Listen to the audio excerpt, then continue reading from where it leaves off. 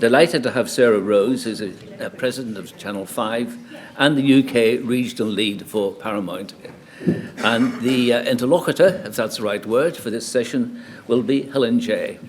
Helen is she's actually doing a research in Media and Communications Department at the University of Westminster at the moment. But she had an excellent and interesting spell as head of policy and public affairs for Channel 4, and is also a consultant and advisor on broadcasting policy issues. So I'll ask Helen to give the full introduction to Sarah.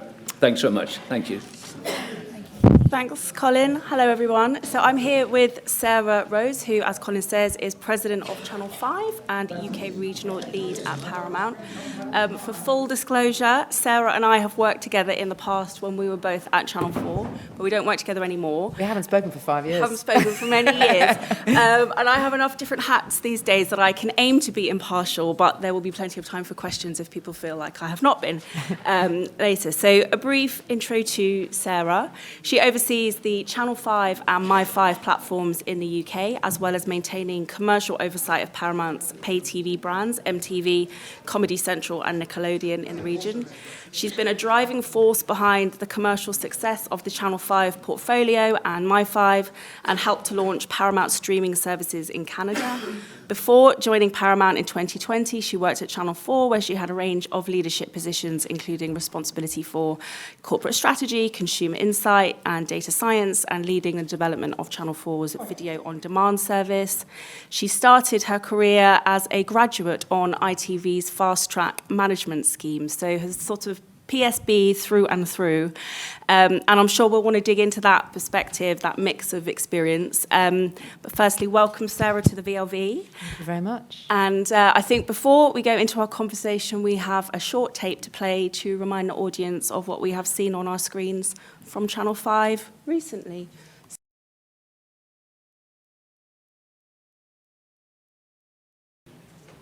Very good, thank you very much. So, Sarah, for lots of people who may be more familiar with the Channel 5 of years gone by, the films, football, and another F word that Dawn Airy once characterised Channel 5's schedule as, that tape gives quite a different impression from that. How would you describe Channel 5's offer now? What is its place in the ecosystem? I have to say, if I'm allowed to say it, and I can because I don't make any of the programmes myself, I watch that and I feel unbelievably proud of what 5 is these days. And I think... Thank you. When you very kindly said, let's remind everyone what's on our screens, I don't take for granted that everyone's seen what's on our screens, and I think part of our job is to be a bit noisier about the sort of content that we are producing these days. We're a very long way from the 3 Fs, and we're not allowed to refer to it as that anymore internally. Look, that launched the channel all those years ago, but it's a very different channel these days. And I can't go too far into our session without name-checking Ben Frau, who takes all the credit with his brilliant but small team for all of those shows. And we've got a lot to talk about as we go through them. So we are a mainstream channel. We are a mainstream British channel. We happen to have an American owner, we come to that, but we are a mainstream British channel that takes our public service broadcasting credentials incredibly seriously. And I hope you can tell from... It's good to start with the tape because it saves me having to sort of talk about it without you seeing some empirical evidence. We try and show Britain back at itself. We try and reflect the everyday, and we try and tell stories that need to be told. And some of them are quotidien and some of them are extraordinary and sort of mind-boggling, and we try to cover both. We have historically been a factual channel, but we are have an increasingly large drama output, and that's, I think, been a surprise to everybody. And it's not dramas that are acquisitions from over the pond, although we do play some, and we're very proud to be associated with Paramount and everything they produce. But the dramas we're putting on screen now, you see with All Creatures and with Hardacres and with Ellis, they are British productions with money spent on our shores.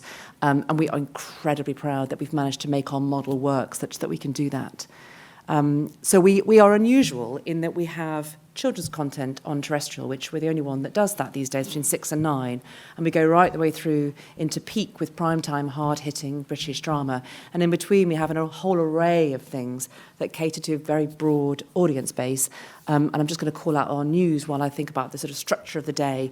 We Ofcom very kindly, and with not very much persuasion, saw the logic of our argument that we should put news at 5 o'clock, because we are different to the other public service broadcasters, and we shouldn't all try and do the same thing. Like, all of us are utterly aligned in wanting to preserve and sustain this sector. The way in which we do that is to make it as broad and as wide-serving as we can. If we put news on at 7, we are not going to succeed against Channel 4's brilliant news, nor should we be doing that. But if we put news on at 5 and cater for parts of the region where, when I grew up, my dad got home every day at 5 and we ate tea and watched the telly, there's lots of people that watch the news at 5. It just does a different job to the 6 o'clock and the 7 o'clock and the 10 o'clock. And Ofcom allowed us to change our news provision in our licence such that we could have an hour between 5 and 6, and that's a very important part of our schedule, where we, in real terms, not fiction and not history, but real life, reflect Britain back at itself with a very charismatic host. I don't know if that answers your question, but that's what we're seeking to be. We're quality, premium and accessible British content. And who is Channel 5's sort of target audience? And are you deliberately trying to serve segments that the other broadcasters aren't serving? I think we're trying to do a job the other broadcasters aren't doing, which isn't necessarily the same thing as going for a different audience. I mean, the nature of public service broadcasters is you are general entertainment channels, you have to hit your beats of the types of content you have. So I wouldn't sort of distill it into too tight a demographic. Our audience does skew slightly older than the others. I mean, not much, to be honest. If you look at the average age of the channels, we're only a couple of years older than ITV, and even not that much older than Channel 4. But we have absolutely no shame in that, because we are here to cater for the whole nation. But we do tend to skew a bit older. We are much more regionally based. We're much less of a metropolitan broadcaster than our peers, and I'm incredibly proud of that too. We skew very highly in the northeast, we skew highly in the northwest. We have a lot of programmes about Yorkshire and do very well in that part of the world, and Cornwall and Scotland and Northern Ireland. So we are probably more regional. We talk about ourselves internally as being a little bit like old ITV regional franchises as they used to be in terms of tone and warmth and local community. But we do perfectly well in the big cities too. I was going to ask if that kind of regional dimension is something that you've sort of tried to cultivate with those sorts of shows. There's a number of reasons for that. First of all, we think our audience wants it. In fact, we know our audience wants it. We do a lot of audience testing. Secondly, we do, I said at the beginning, and this is going to be a theme, we take our public service credentials incredibly seriously, and that's not just what we put on screen and the editorial tone and positioning that we take. It's also how we work with the industry around us, because that's part of what the public service broadcasters are there for too. So it matters to us that we work with small regional indies. It matters to us that we create work in regions where there isn't necessarily a natural magnet for production. It matters to us that we work with very small companies, and sometimes there's companies that are 1 or 2 commissions, and we're happy to work with them and help them develop, and sometimes we partner them with larger indies if we need them to be. So it is very deliberate, yes. But it's also not commercially foolish, because we are a large nation and not just based in London. So you mentioned children's programming, so I think that's kind of a particular area of USP for Channel 5. As you mentioned, I think it's probably quite unique actually amongst the PSBs in terms of still having a kind of linear block of children's programming. Why is it important for you to be in that market? What does kind of children's programming do? It's so important. It's so important. Children, I'm sure this audience, which is informed about these matters, knows that children production is so hard to sustain. We benefited from the Young Audiences Content Fund for a long time, and we do more and it's lost, because that really propelled us to make a lot of really fantastic children's programmes. Paramount as an organisation has Nickelodeon in its sort of armoury.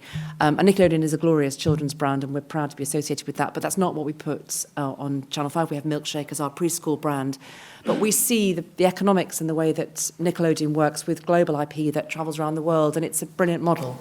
But if you want to take that theme again, reflect the nation back at itself, show British children, which isn't animation where you can revoice it in any language you like, but is absolutely rooted in Birmingham or Liverpool or wherever it might be, you have to produce in your own country. And it's getting increasingly difficult to do that with a model that can be financially sustainable. So we beg, borrow and steal from Nickelodeon where we can, and we're very happy to have Peppa Pig and other Paw Patrol and other big hitting titles as part of Milkshake, because it brings the audiences in. But what the team at Channel 5 do is try and find small production companies with really great British ideas that they can see on screen. And we just think that's an enormous part of who we are. It's not the most profitable part of our schedule, but we will continue to do it. 6 to 9 every day, Milkshake. And how can we get more people, more investment in kind of, that British kind of kids content? Yeah, Somebody is a parent with I've got a 7-year-old boy who spends all of his time watching Minecraft videos on YouTube, which is the reality of many people with kind of young kids. Having that kind of British offering feels important, but... It's very important, and it's probably one of the most threatened part of our content ecosystem, I think. The new government has come in with energy and focus, and certainly the interactions we've had with them so far, we have found them to be incredibly receptive and asking all the right questions, and asking questions rather than having answers is absolutely fine in your first few months. So we have started that conversation already. How do we, as a market, ensure that we continue children's production? We will continue to invest, but we can't be the only ones. And the BBC does a great job with children's content. I would say, as a tiny aside, they make a lot of acquisitions, a lot of very commercial acquisitions, which is great because it brings audiences in, but doesn't solve the problem about spending in the regions.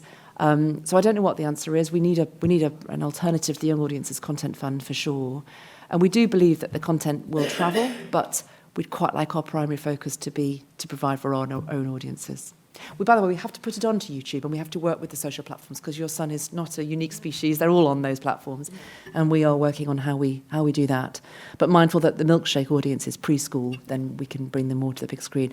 And when we're relaunching My Five, we're going to be rebranding it as Five in the new year. And one of the things we will have for the first time is what we're calling the milkshake mode, which is kids' profile, so that you can put your child in front of the on-demand version of Channel 5 and know that whatever they watch will be entirely suitable for them, and they'll be end-to-end, properly complied, British-produced, really high-quality children's programming, which will be a nice add-on to what iPlayer already does. So we're doing our bit, but it's part of a larger jigsaw, I think. Yeah. Okay, so you touched a bit about Channel 5's role in the production community. I think historically, Channel 5's traditionally had sort of smaller budgets than the other PSBs, certainly smaller than the kind of big streamers. How have you and kind of Ben Farrell sort of navigated that? How do you compete on content spend? What is your content budget, actually? Why I think our last content budget, I think we did publish it. I'm looking at my nice comments about. We did publish it was about 240 million in our last published accounts, and our accounts are coming out in a couple of weeks, so you'll see it again, but it's about the same level. So we have a lot less than the other broadcasters. I mean, a lot less. It's less than a third of Channel 4's, and it's a very significant fraction of ITV's, BBC's. That sort of cuts to where I started when I watched the tape, actually, which is we're really proud of how we make it stretch. So we are as agile as possible. There's a number of things we do. First of all, we don't pretend to play in some of the bigger genre spaces where the real money goes. So you don't see us doing shiny entertainment Saturday night, shiny floor entertainment Saturday night shows. We would not succeed in that space, so we shouldn't try to do so. It would take too much of our coffers for a space that ITV and BBC occupy brilliantly, and hats off to them for doing that. They bring audiences into live linear television, long may they do so. That's not our space. So we focus very particularly on clever commercial models to do the sort of quality drama that you saw there, which you'll find on other broadcasters around the world, because we do co-productions and we do deficit financing arrangements with all sorts of different distributors and partners. We always want to take the premiere here so that we can own the title and help control it editorially in the UK, but we're very happy then for it to see it elsewhere around the world without us needing to have a vested interest in the IP. And that's how we get drama on air. And I would say we have redefined the model of making drama in the UK. We're incredibly proud of it. And the producers we work with come back for more. So it's working for all parties. And I think it's also something that's, imitation's the greatest form of flattery, but you see on other channels now. We work with small indies. We work very carefully and closely with them. So we worked with 73 different independent production companies last year, more than half of them classed as SMEs.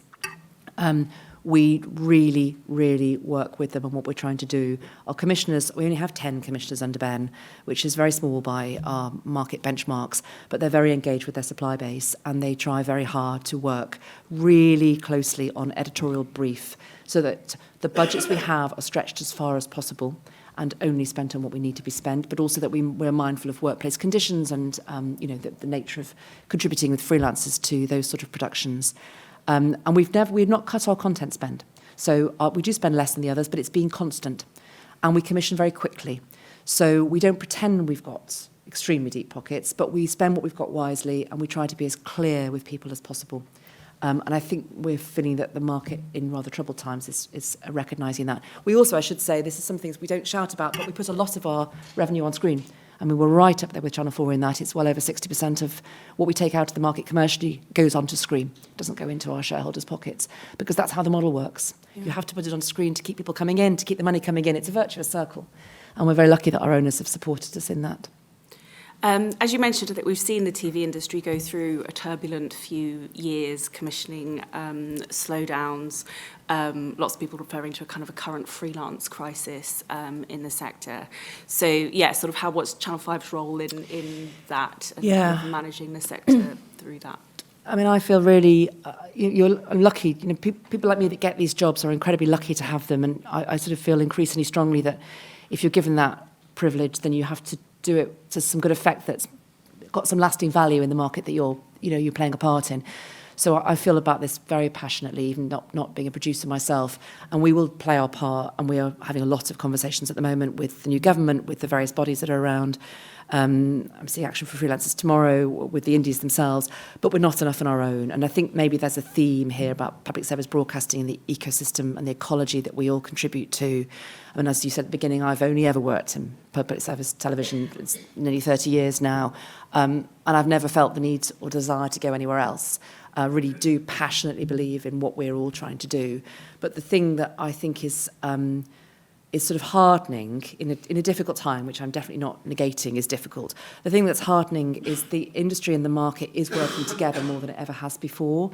It's doing it from an audience sense. So I see Freely in the audience, and we're very proud to be part of Freely to get audiences to come in. I'm sure we'll talk about that separately. But I think behind the scenes and in terms of the engine and the pipes of the content coming into the sector, we are all sitting in rooms now saying, what do we do? So we will play our part, but it's only going to make an impact if we all do it together.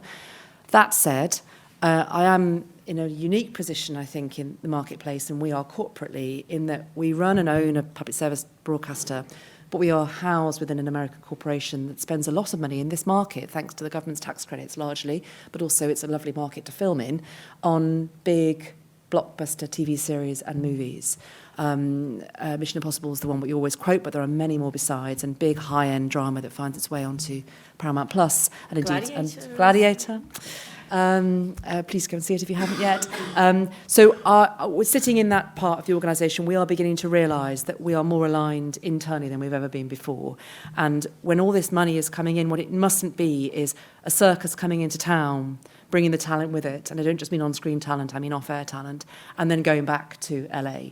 We need to ensure when they're here that there's spend and there's action taken in the various regions. And it is the regions, it's not just London, that they're filming, that's got some longevity to it. So we're starting to think both with government but also internally ourselves as to what that looks like. So that needs to stretch into education, that needs to stretch into skills and training, that needs to stretch into small indies who develop the talent. I'm a bit of a broken record on this, I'm afraid, but the small indies develop the talent that then fuel the high-end content. If you don't do that grassroots talent investment and nurturing, you're not going to have the market that we at the moment are enjoying having. So I don't have a silver bullet, but I feel very motivated, as does Ben, to play our part and maybe to try and marry up a little bit the UK-centric, aren't we lucky, brilliant PSB model with the Hollywood money that does come into this market and should contribute in its way. I think that perspective of sort of being focused on PSB but within an international company, I think is really interesting. There was an article in the Times last week, I think, that suggested that British television was dying. So you work obviously as part of a kind of big international company. What's your perspective on the health of the British TV industry in that kind of global context? Yeah, I mean, it's one of the reasons I was so pleased to go to 5. Well, my dad said, you just go down the EPG 3, 4, 5. Why don't you go to 1 or 2? But one of the reasons I was so pleased to go to 5 4 years ago now was to understand what more of an international media perspective, and I've worked in other markets, courtesy of Paramount, to see how they work. The thing the effect it's had on me, I might not have expected it to have, is rather than becoming an advocate for global IP, is to become an advocate for the British system, which is so precious and distinct and admired. And I think all of us that sit in front of these microphones, I heard Tim Davies say it not long ago, say the same thing, which we are the envy of the world with the system that we have here. And I don't think it's dying. I think we can't take it for granted or be complacent about it. And there are some harsh truths. Indies have closed this year, and I'm sad to say more probably will follow. It is very difficult if you make low tariff content and you're not getting the commissions to sustain businesses. And we shouldn't ignore that, which is why what I said earlier about helping with skills and investment and training and thinking about spending the money we have wisely is so important. But the British television industry is a major part of our, as you well know, because you used to write papers on this when we worked together, it's a major part of our export. And the new government have impressed me so far in not just recognising that and being keen to perpetuate it, but in joining up how they think internally between culture, media, sport, trade and industry, education, to see how they can help sustain it. So I am an optimist. I'm an optimist with a reality check, which is to say it's not all sunny and we shouldn't pretend it is. And we as broadcasters have to move with the times, that we have to recognise audiences behave differently and we have to invest our money to match their behaviour. Because if we just sit with linear broadcasters and expect the world around us to sort of celebrate the fact we're there, we will die. Yeah. But the combination of being in a market where the regulators and the government are minded to help us protect what we have, being in an industry that recognises the power and the brilliance of what comes out of the UK, being in a tax credit system where money comes into the UK, and being in, I'm speaking for the public service broadcasters, all four of them incredibly motivated and proactive in trying to move with the digital times and retain audiences. I remain an optimist. 71% of all long-form video viewing is the public service broadcasters, still, 2024. I also feel like public service broadcasting I've been told it will decline ever since I first started working in it. That's true. Here we all are. Yeah, that is absolutely true. Okay, so I'm going to dig into the digital stuff in a little bit. I guess I just want to kind of pause a little bit more on the kind of life under US ownership. So, you talked, only previously, I think you worked at ITV and at Channel 4. Channel 5 being a kind of public service broadcaster under US ownership is a kind of, key point of difference in the British landscape, and one that perhaps is sort of viewed with suspicion by some, including perhaps myself in the past. Me too, when I was at 4, absolutely. So you spent your kind of previous career working for the other kind of UK-owned public service broadcasters. Like, what surprised you about life under US ownership? So I should say by the time I got there, which is 4 years ago, they'd already had it for 6 years. So I came into quite a fully formed model. I'm definitely not taking any personal credit for having made it work internally.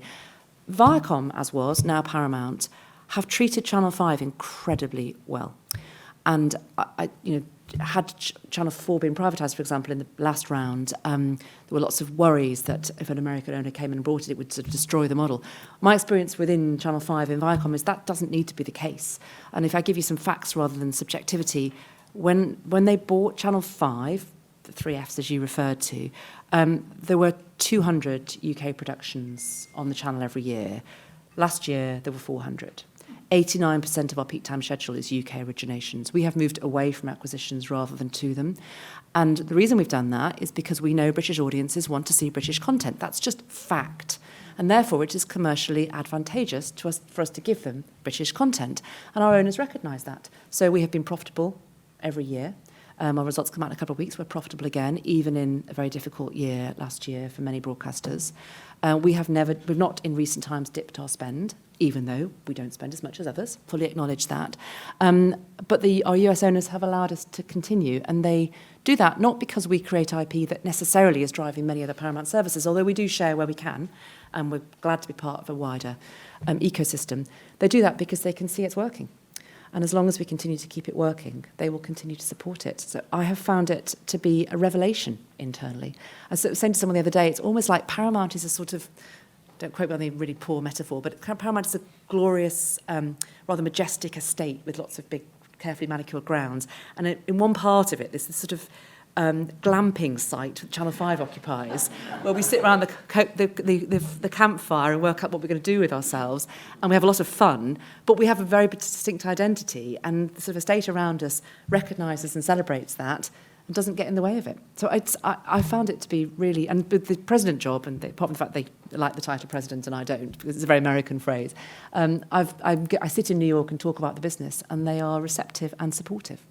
Because I think that's interesting for me, the idea that sort of the big bosses in New York or wherever, like, do they just sort of see this little PSB channel as a sort of quirk, a curiosity, or actually is it something that they see value in? They definitely see value in it. They definitely see value in it. I think it's a quirk in that it's an only one market. And that is a quirk of our public service system. We can all export content if we own the rights, but we are licensed in one market only. And the other channels that I touch in Paramount are global brands that are in multiple markets. So in that respect, it's a quirk. I think they are a little wide-eyed at how much bang for our buck we get. And they find some of them, really, not to mock them at all, but I think they find some of our more regionally focused commissions have a British idiosyncrasy that is a curiosity to them rather than something they recognise. If you talk to CBS, I'm reporting to George Cheeks over on CBS, who is hugely supportive. I think he's rather envious of a lot of what Ben does. And we went over there to look at their news operation, and he came over and looked at ours. You know, it's quite a two-way conversation between us. So yes, they're very supportive. It helps that we're doing well, and it helps that we know who we are. We're very clear these days on what our brand stands for, so it's very easy to talk to them about what we're trying to do. And yeah, as I said, they've been very supportive. So Paramount is soon to be under new ownership after it was bought by Skydance, a US company owned by David Ellison, Larry Ellison's son. I know that you are forbidden by FCC rules on commenting on anything relating to the acquisition, but I was wondering if you could speak to a couple of points around it. So firstly, sort of how do you maintain focus in running the organisation at a time of, uncertainty and transition? And assuming at some point you will be invited in to make the case to the new leadership that Channel 5 brings value as a UK PSB to the wider portfolio and therefore shouldn't just be sold off, what will be your pitch? Oh, those are good questions. Obviously, I can't talk about the transaction at all. So what was your first question? Oh, momentum. Oh, that's actually very easy. Because back to, and we'll come on to it, I'm sure, I don't want to leap ahead of topics, but back to the point about getting the support from New York, they have supported an investment that we want to make to just slightly turn the Channel 5 linear engine into one that's a little bit more digital facing. We have to do that because that's where the audiences are going. And so we did need more money to do that, and we did need marketing and content and a tech investment. Nothing that would make anyone trouble themselves in New York numbers, but it makes a big difference for us in our market. They supported us in that. You'll see the fruits of that on air and on your devices next year. And so from an internal management perspective, the momentum is really easy because we've got targets to hit and deadlines to meet. And the reality is we're quite sheltered in the UK from a lot of the sort of M&A activity in the US. And back to my sort of brand clarity point, in our building, if you work on Channel 5, I hope it's true to say these days, we're certainly trying to make it be so. Everybody understands what 5 is about, what it's there for, and so and everyone loves it. It's a joy, actually. So people are very focused on delivering to that. It feels, back to my glamping analogy, it feels a long way away from New York Wall Street, and because we're doing well and because we can't sit back and be complacent about that, people just keep on going. Yeah. And the pitch... Well, the pitch has to be, first of all, what a privilege it is to have a mainstream commercial broadcaster which has legislative protection for discoverability and prominence on home screens, thanks to the Media Act, both... Oh, sorry, my watch is talking to me. I don't think I need to say it again to my watch. It wants to know more about the Media Act. I think it hears me talk about it quite a lot, watch. Sorry. But yes, we shouldn't coast over too quickly the advantage of the PSB system as much as the challenges. We are on the home screen when you turn the TV on. That is a very big, important platform. We are making money, and we are providing a service into our market that we are really proud of, and that's quite an easy pitch. It is, in more commercial terms, it also at the moment is providing a very helpful marketing platform to Paramount's wider activity. So we have Paramount Plus, which is our SVOD service, and we're able to guide the audience when appropriate and share content, and that works for both businesses. And that's also quite a good pitch. We have entrenched and scaled operation in the UK, from which many other things can come. So we are very, very tight and lean, but we also have an economy of scale. So you can run other businesses around what we have with the Channel 5 operation.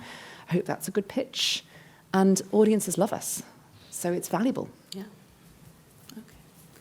Okay, so we talked about digital strategy a little bit. We all know the figures about declining viewers on linear TV, the shift to streaming services, and you've played a significant role, I think, in your career at ITV and then at Channel 4 and now at Channel 5 around kind of digital transformation. I think Channel 4 now describes itself as wanting to become a public service streamer rather than a broadcaster. What's Channel 5's vision for what it wants to be in the streaming age? So we are, the way I phrase it is we are intentionally late to the digital party. And the reason I say that is that what you saw on that tape is Channel 5 today, and I feel like we are setting, and Ben would certainly say he knows where to go with this brand editorially now. But that is, in the last decade, that's grown. And go back 7 or 8 years ago, he needed time to make that impact. And we needed time for the audiences to understand who we were. We don't have endless funds. We wanted to make sure we spent it on screen. We had our 5 years of linear growth. So we've got the evidence that we've built a sort of a loyalty and a scale now that we didn't have before. And we've also built a sort of editorial confidence about what we're there for. So now we have that audience and we have that brand definition. We have, and we also have a slightly older audience, but that older audience is now going to streaming because the market as a mass is going to streaming. It's time. It's time. We're not going to pivot and forget linear. We're going to protect linear and grow digital. That's our internal strategy. And we're going to, and not to patronise our viewers, but we're going to take them by the hand into the digital space, which is to say, if they want to remain on linear, they're very welcome to remain on linear, and they will find everything that they've loved there to date still there. If they want to come with us to an on-demand environment where there'll be incremental, additive content, still coming off the brand, but borrowing from Paramount's portfolio more widely, you'll see some MTV content, you'll see some Nickelodeon content, you'll see some Paramount Plus content, you'll see some CBS titles, then that's all there for you as well. And the reason we're moving to the 5 brand, and my dad, who is a big voice in my head at all times, said, it's really not a story, Sarah, that you're Channel 5, you're going to be 5, it's not a rebrand, but it's a repositioning to say that wherever you see our content, by whichever means you find our content, 5 is the brand. We now understand what that brand is, what it stands for, we understand the part we play in the ecosystem, and therefore we're ready for the linear channel and the on-demand platform to both have the same label. And probably, as people get the signal through IP and not the aerial and cable, people don't really even understand how they're receiving it. It's just important they see it's 5. So it's not a massive revolution, but it is a refocusing to make sure that everything we put out, that we've worked so hard to get right on linear, has a place and a life in the on-demand space. So we're not a public service streamer. I wouldn't go as far as that. And we're not digital first either. We are 5 wherever you find it. Platform agnostic is probably what you write on the strategy side, but you wouldn't put that in a consumer marketing campaign. And that extends to our content on other digital platforms. So the nature of our funding models, take our drama, for example, it often finds its way onto Netflix because we don't fully buy it out because we can't afford to do so. But when it goes onto Netflix, and there's almost every time it does, to our great pride, it hits Netflix top 10, it has a 5 brand on it. It didn't used to, but it does now because we've got to cross it. So even then, when many, many, many more consumers are finding the content, they are recognising where it comes from. And I think that's a virtuous circle back to our own destination. And you touched a little bit about maybe kind of like the linear signal, which, I think is true. Most people don't necessarily think about where it comes from, but I think this audience perhaps does. I think there's a panel this afternoon about the future of DTT and that kind of transition. It probably is something that the VLV audience worries about kind of more than most, I think, in terms of sort of that switching off for all sorts of reasons, from universality to national resilience. You played a big role, I think, in Freeview, in Freely. Do you think we should be preparing to switch off linear broadcasting, and how do we manage those risks? Well, we should be preparing in time, but if you think that what underpins a PSB system is universality and accessibility, then let's not rush to it because it's not yet universal and accessible. So we're doing a lot of very proactive work in the IP space, and we are working with our peers. And as I said earlier, I've worked in two of the other four, so three of the four I know well, worked a lot with BBC. We are more aligned in our public policy lobbying than I have ever known us to be before. It isn't to say there's not nuances in difference with each brand. Of course there are, and we're very competitive. And we still look at the overnights fiercely, and we still look at market share fiercely. But we are aligned in what we're trying to protect, I think. And that feels, to use that privilege word again, that does feel quite a privilege to be part of an industry that recognises what's precious and is getting together to try and make sure it remains so. So, yes, in time, of course, and Freely is a means of taking everything that was great about Freeview. I mean, more than half of Channel 5's viewing today is still on the Freeview platform. Even though we talk about the pay platforms and our important relationship with them, and even though we talk about growing IP-only homes, which we talk a lot about, more than half our viewing still comes from Freeview. So let's not rush to turn that off, thank you very much. But equally, let's recognise that we need to do long-term planning, and we need to make sure that everything is in place such that universality and accessibility will be forevermore the hallmarks of public service media provision. I will accept public service media as a phrase because I think that's more appropriate now. So, I think I've got probably one more question, and then we'll kind of open it out to the audience, which is a bit of the sort of future of public service. I think when you look at some viewing data, you look at the tech landscape, you look at the things coming down the line, kind of like AI. Do you think, is there a risk that kind of public service broadcasting just becomes like an anachronism? And it's something that kind of you and I and maybe this audience sort of care about, but becomes irrelevant to most people. Is there a risk, and, are we doing enough to mitigate that risk? And by we, I mean industry, I mean policymakers, I mean everybody. Yeah, I mean, slightly to my comments earlier about decline always being prophesied and not wanting to bury my head in the stand and pretend everything's okay, because it's definitely a much tougher market than we've known before, and some components of it will get smaller, and children's production is a good example, and some of those middle tariff shows that just other channels and more than us actually can't afford to sustain anymore are having the knock-on effect on indies.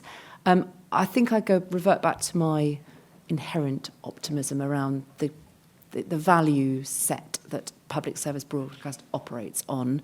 I feel very, genuinely buoyed by seeing the international reaction to it. I mean, back to my American owners, they are admiring and envious of the system that we work in. We can't be complacent, and I hope all four of us in our different ways, and I should say six of us because of SVC, S4C and STV as well, are not standing still as regards meeting audience needs.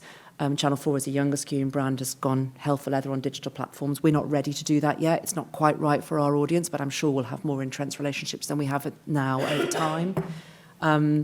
We'll never lose, and the system won't allow us to lose, the fundamental editorial positioning, the impartiality, the quality, the compliance regime that is so important to how we operate. And I don't want to work in the industry the day we do lose that, because it really does set us apart from so many other systems.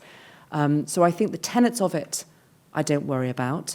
The scale of it I worry about less than the doom mongers would have us believe, but I'm not complacent. And I have children at home as well who watch the live shows on linear, the Bake Off finals and the Strictlys, but probably of an evening don't go and see what's on at 8 o'clock like I used to do when I was a child. And we've got to get to that audience as well, which is why children's are so important, which is why going to digital is so important, and which is why thinking about remaining as mainstream and broad as possible is so important.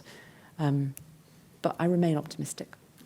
Okay, notes for optimism. Okay, I think we've got about 15 minutes for questions. So,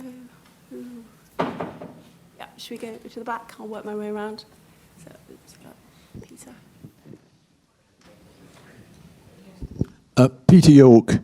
I love Channel 5's current run, and I want it to go on forever. And because I want it to go on forever, I feel a bit insecure.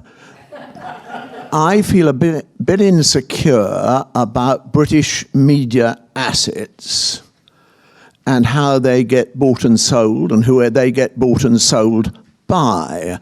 And I love the idea of you explaining to the Paramount board what public service broadcasting is about. I'd love to be a fly on the wall for that. And I take it from you that you've convinced them. But if two ghastly things were to happen, I mean, remember that acquisitions of British media assets now have an increasingly political tinge to them. An increasingly political tinge. The money going after British media assets is greatly inflated by that political tinge. It's not justified by the numbers. If you were to fall under a bus and somebody were to offer Paramount proper billions for Channel 5, what are the safeguards for us? Safeguards for you as well, for the bus. Yeah. Look, Paramount is being sold to another owner, and Channel 5 is therefore being sold with it. So there is a transaction in play because we are part of the wider ecosystem. Apart from the fact I can't comment on the transaction, I'm not in the rooms where they're having those conversations. All I can tell you on the ground, and this maybe doesn't help your concern, is the current ownership we have is investing in us more than ever next year, is backing us, is the meetings I have with them, and they're not people that I expect to disappear when the transaction happens, they're people I expect still to be there, or how we can work to ensure that we are part of the Paramount ecosystem as much as we are about the PSB ecosystem. As long as I'm in this job, and it's only been since February, I will only do anything with internal cooperation that enhances and strengthens the public service positioning of our channel, by which I also mean the commercial sustainability of our channel. Some parts of the schedule are more public service than others. You have to recognise that because it's a mixed ecology, and that's the same with all of them. I'm finding those conversations very straightforward. It is massively helped by the fact that we return profits to them. We're not a not-for-profit, we are a commercial broadcaster, and they're about to get some more. So that, that helps, and that's why I like being in the commercial side of the public service broadcasting sector, actually, because I like the fact that we have to go out and sing for our supper and work out the monetisation models that provide us with sustainability. But I'm not losing sleep about hopefully falling under a bus or being left by the wayside. I am finding, I can only talk about my lived experience with who I encounter now. I'm finding them curious about our model, definitely, envious of our model. And it's very helpful that Paramount has CBS, which is a broadcast network in the US. It's very helpful that because it gives them lots of comparators and a real understanding of the small but perfectly formed model that we embody. We don't have live sport. They couldn't live without live sport. But in every other respect, we're very similar. So I maintain my optimism. If we get a microphone down here, I think this gentleman at the front's got a question for us.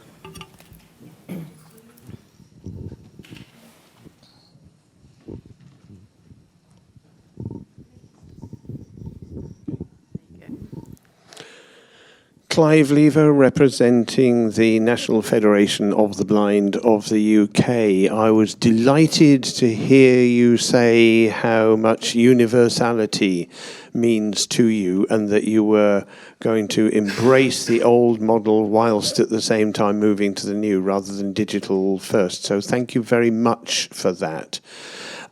My main question, though, is about ITV, not ITV and Channel 4 and My 5 catch-up. I wonder whether or not you would be able to do, whether or not you're doing any work to make sure that when you go on to the catch-up versions of any of the channels that you've got, you're not responsible for the other two, that you can actually get audio description and, for the benefit of deaf people as well, subtitles on the catch-up when you're accessing it through something like a Windows PC. At the moment, I can get audio description because I have a TV that automatically records and downloads. But if I go into my PC, I have to listen to the soundtrack of the programs on all of those without any audio description. The BBC, you can get the audio description on catch-up, but not on ITV My 5. Please, could it be thought about as well? And the other thing I would say is why I liked your approach of the in terms of keeping the traditional mainstream channels open is, for example, blind and partially sighted people, there was a report came out from the RNIB called Key Statistics about sight loss in 2021, which said that 36% of blind and partially sighted people at that time were not engaging easily with the internet. Either they didn't do it at all or they struggled. Yeah. That is in comparison with 10% of the population. So thank you for taking the approach that reassures me that at least on my 5, we will not be left behind or left out. Well, thank you for your thanks. Yeah, I mean, that's key to who and what we are and why we're here. On your first point, I had exactly. I mean, I was at 4 when we launched 4OD. It's technically far harder than it should be. We are all very motivated to make it better. The 5 tech stack is being completely rebuilt, and we've never had a kids profile before, for example, which has also felt very missing, frankly, from our offering. So I can only promise that we will continue to improve. I can't say on day one it'll all be better for you, but I totally hear the need, and you're not the only one to express it to us. Thank you. Okay, here we go. Charles, over here. Thank you. Thank you. Giles Wynne. I write about the relationship between the UK screen sector and politics for a newsletter called Screen Power. It's interesting that Channel 5 doesn't get talked about. I mean, I suppose I mean mainly in sort of political circles, and I know that's a real bubble. It doesn't get talked about nearly as much as the other PSBs. I mean, a case in point, you know, the noise you'll hear around ownership issues when they're raised around Channel 4 or ITV, you know, hasn't been the same. And I know you can't comment on the transaction specifically, but there hasn't really been a lot of discussion around Channel 5. So firstly, I just wondered why you think that is.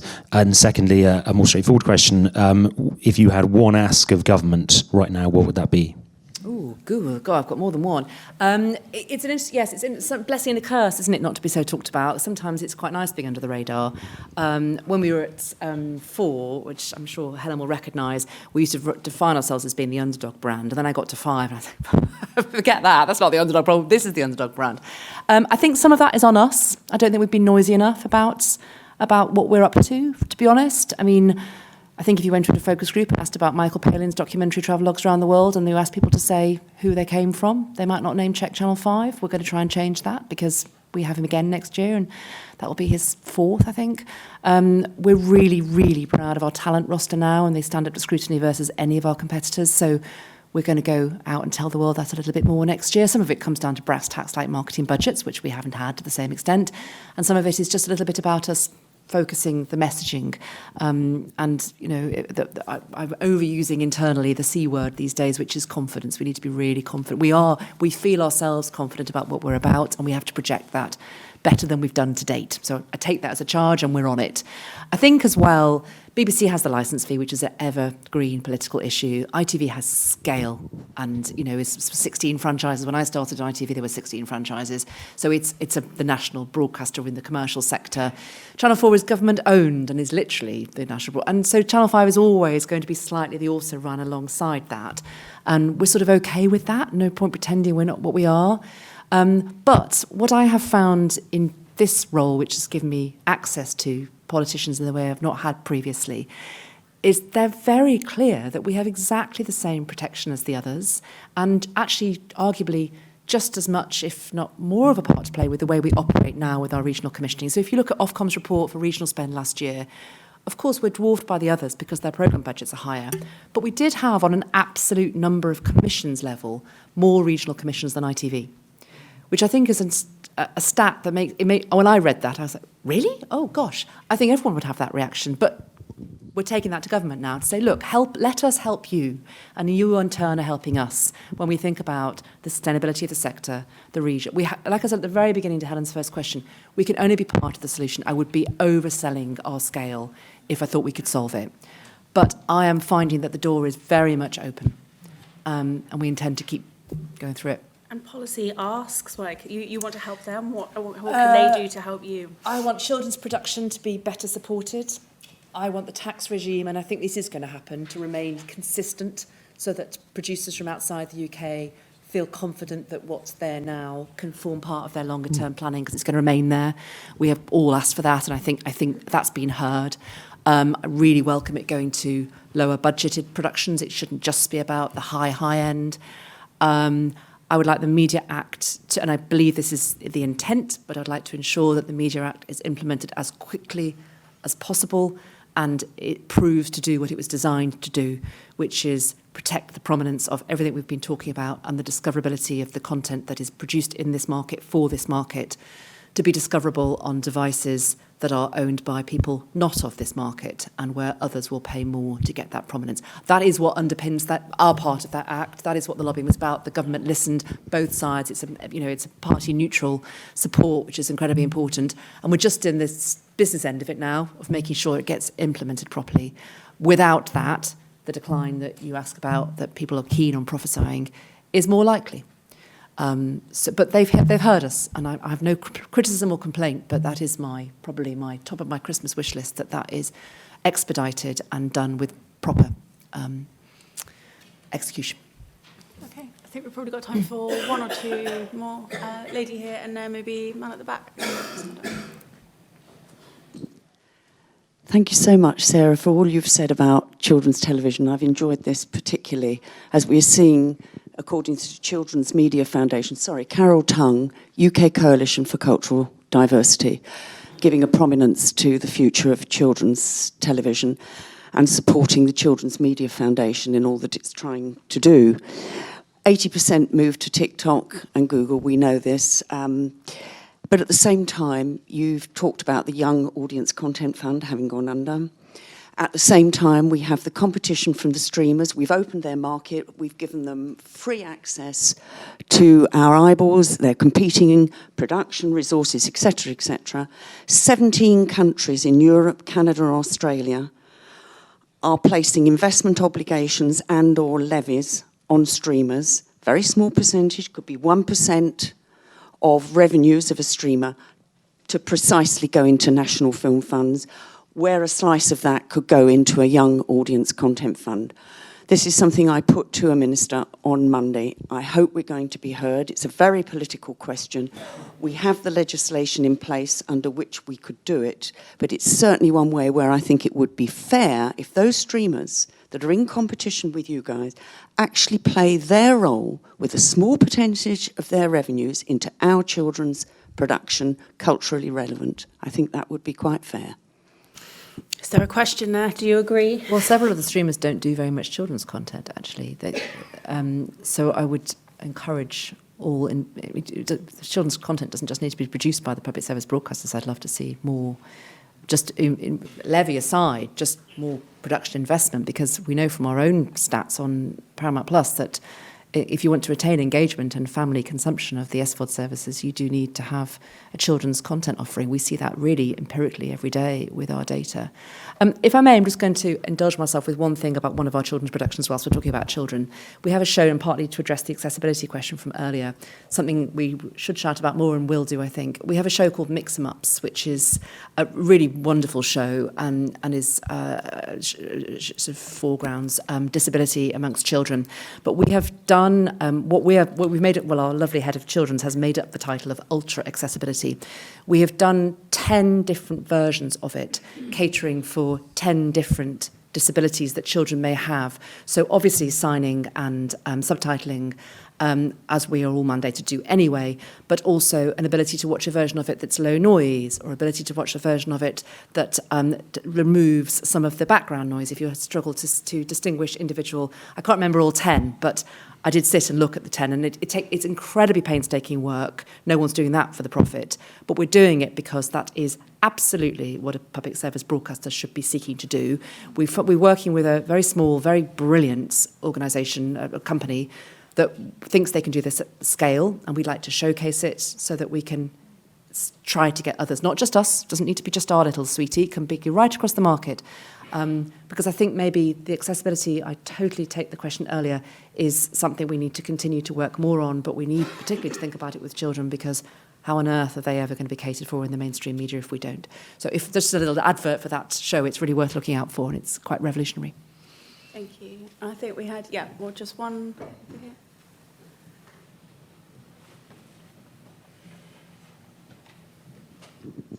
Thank you.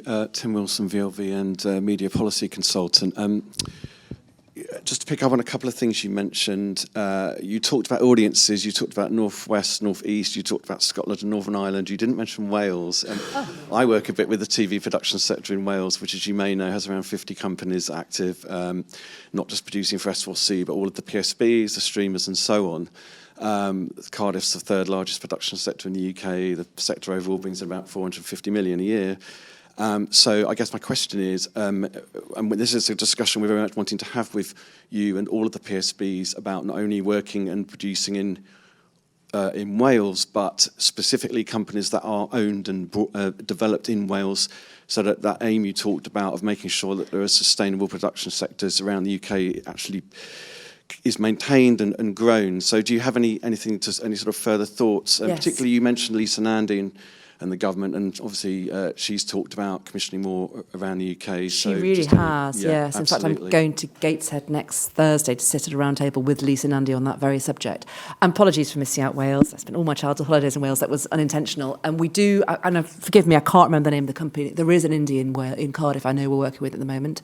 I'll find it out. I'll find you and tell you who it is. And we have a team in Cardiff, actually, because we have a production team, not for Channel 5 specifically, but for Paramount more generally. CBS Studios is the brand it comes under. We have about 15 people down there because we've been working with the Welsh Government to try and get more high-end production into the really good studio facilities in Cardiff. So I didn't mean to omit Wales, actually. We've done quite a lot there. The commissioners, one of Lisa Nandy's requests is that there are more commissioners based outside London.